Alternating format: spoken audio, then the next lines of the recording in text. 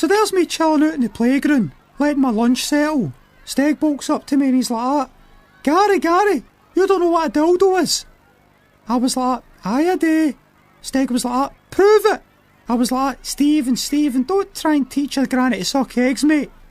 Steg was like, what? So I pointed out to him that I was well aware that Big Ramy was making a laughing stock at anybody who didn't know what a dildo was. And if Steg wanted the knowledge to avoid such a fate, it would cost him. Steg says, how much? I says, what you got? He says, all I've got is cola cubes. I says, give me 4. And he starts getting them out his bag. I says, you know Steg, he's not just asking people what a dildo is. Steg's like, he's not? I was like, no, sometimes he's asking people what a Johnny bag's used for.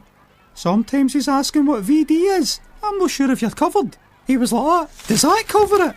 I was like, only 7. I tell you what, I'll give you 2 for 7. He was like, but Gary, what if you ask me the one I don't know? What 2 should I pick? I says, I don't want that in my head. That's your decision. You better make it quick, because here comes Ramy. Steg was like, shit, well, VD, never heard of VD. Dildo, I've heard a few rumours, so I might know what that is. Johnny bag, never heard of that either, so it's VD and Johnny bag. I was like, final answer. He was like, final answer. So I tells him, and he was like, that's disgusting. What's disgusting? Big Ramy turns up. Steg's like, nothing. Ramy's like, wee man. Steg's like, what? Here it was, the moment of truth. And Ramy goes, what's a dildo? I was like, oh no. And Steg was no doubt thinking the exact same thing, but he gave it his best shot. He looked Ramy square in the face and said, a dildo is when a lassie does a shite and it's hanging out her arse and it looks like a cock. The place erupted with laughter, man. Everybody, even the wee primary ones, were like, you don't know what a dildo is, you don't know what a dildo is. Couldn't help laughing myself.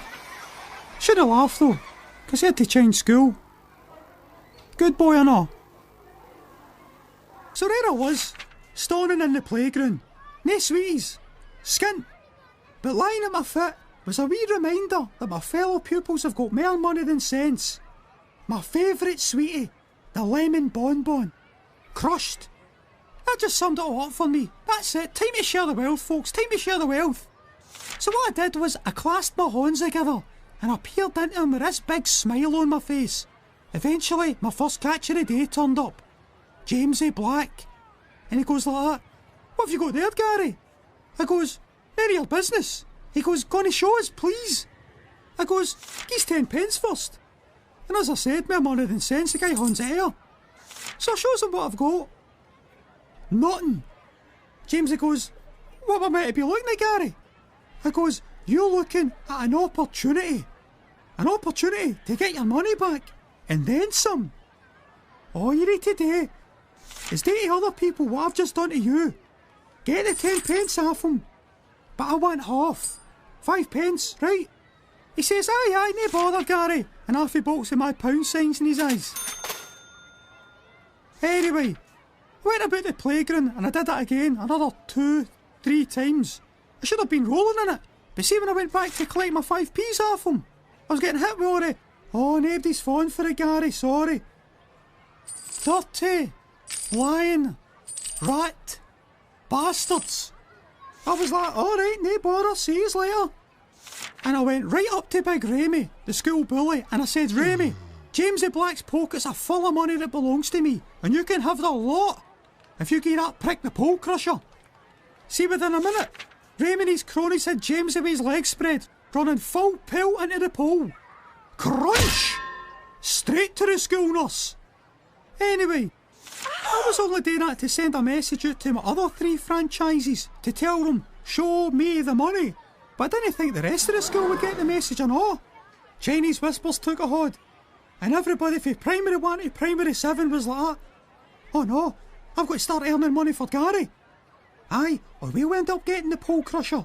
Aye, and then you'll have to show your pole crusher bruises to the school nurse. Well, there's no need to tell you what happened next, but let me put it this way. Jackpot!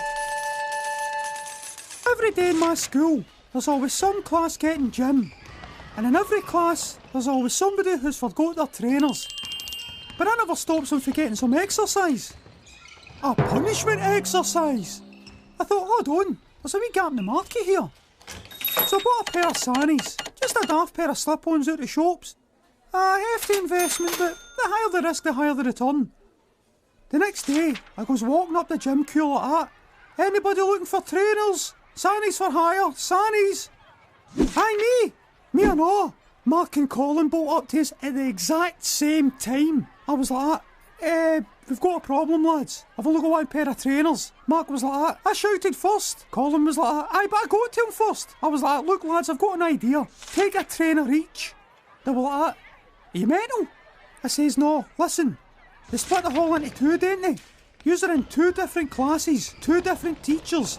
Mark, you go up to Mrs MacArthur with your trainer and hit her with a sob story about how the other fell out your bag, right? Same with Mrs Ferguson, Colin. She normally doesn't fall for the missing trainers part, but having a trainer on you will lend the story a certain believability, right? They were like, worth a try. I says, cool, 20p each. 40p, man, can you believe it? A 40% return on my investment already. Anyway, so I catches up with them at the end of the day, see how they got on. I was dreading it if the truth be known. And they were like, Gary, you're a genius! I was like, thank God. And that was the end of that. No, it wasn't. Because a couple of days later, there's me in the middle of serving a customer, and I gets a horn slapped in my shoulder. Turns around, and there's Martin calling me pure scowls on their faces. They were like that. We want our money back. It didn't work. I was like that. Aye, it did. They were like that. No, it didn't.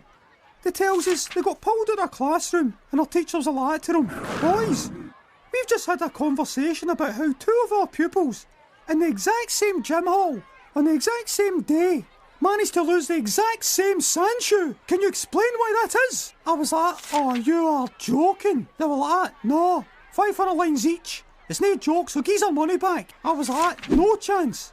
I provided you with a solution to your problem at that moment in time. The problem being imminent pony-eckies. Yous knew the risks, yous accepted the deal, no refund. Two of them started squaring up to me like that. Don't want to hear it, Gary. Money, no. I was like that. It's came to this then, has it? And I chucked the money on the deck, told them not to come back, and they were like that. So what? So what? See, they two, they're not getting a line of pair of trainers for the rest of their lives. No honours in any fights.